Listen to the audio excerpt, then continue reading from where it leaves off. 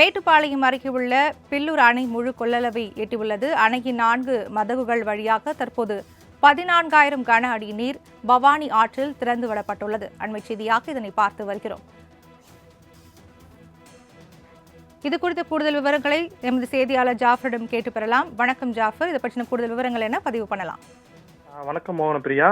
கோவை மாவட்டம் மேட்டுப்பாளையத்தில் உள்ள பில்லூர் அணையின் நீர்பிடிப்பு பகுதிகளான நீலகிரி மற்றும் கேரளா மலைக்காடுகளில் கடந்த சில நாட்களாக கனமழை பெய்து வருவதால் அணைக்கான நீர்வரத்து தொடர்ந்து அதிகரித்தபடி உள்ளது.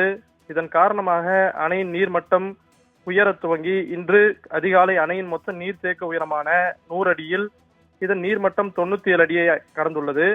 தற்போது அணைக்கு வினாடிக்கு 14,000 கன அடி நீர்வரத்து உள்ளதால் இது அப்படியே உபரி நீராக வெளியேற்றப்படுகிறது.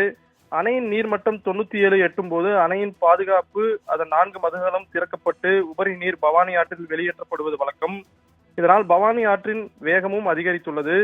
அணை நிரம்பி அதன் நீர்வரத்து 14,000 கன அடி தண்ணீர் அப்படியே உபரி நீராக பவானி ஆற்றில் திறந்து விடப்படுவதால் பவானி கரையோர பகுதிகளான மேட்டுப்பாளையம் மற்றும் சிறுமுகை பகுதி மக்கள் பாதுகாப்பாக இருக்குமாறு மாவட்ட நிர்வாகம் சார்பில் வெள்ள அபாய எச்சரிக்கை விடுக்கப்பட்டுள்ளது. மோகனப்பிரியா, தகவலுக்கு நன்றி ஜாஃபர்.